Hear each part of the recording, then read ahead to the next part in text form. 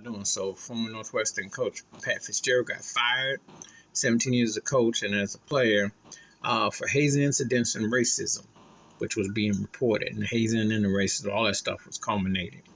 And he talking about he not aware. Well, I'm gonna tell you something.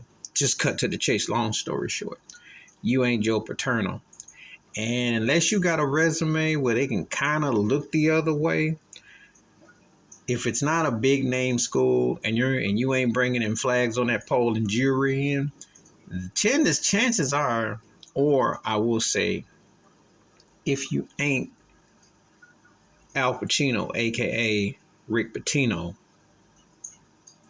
then you're behind probably won't get another gig, because that's the only other cat who still got that the Catholic Italian boy look, choir boy look, that still gets to run and do his dirt. Allegedly, it's not so alleged either if you know about Patino, but that's another video in the story. This cat been known about the hazing and the racism, and apparently they had suspended him for 2 weeks with pay, but now they say you got to hit the road, Jack.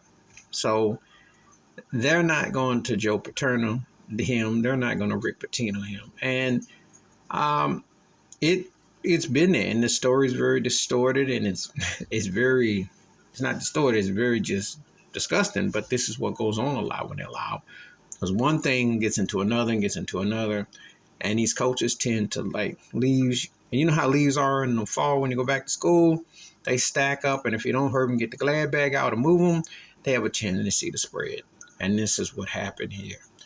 And it's one of them stories that it happens a lot more. Depends on who you are, but it happens. Please like, subscribe, look at those comments, and I do respond. Thank you. Wash your hands, keep your mind clear, watch out for nothing, share the video if you like, and I'm out. Peace.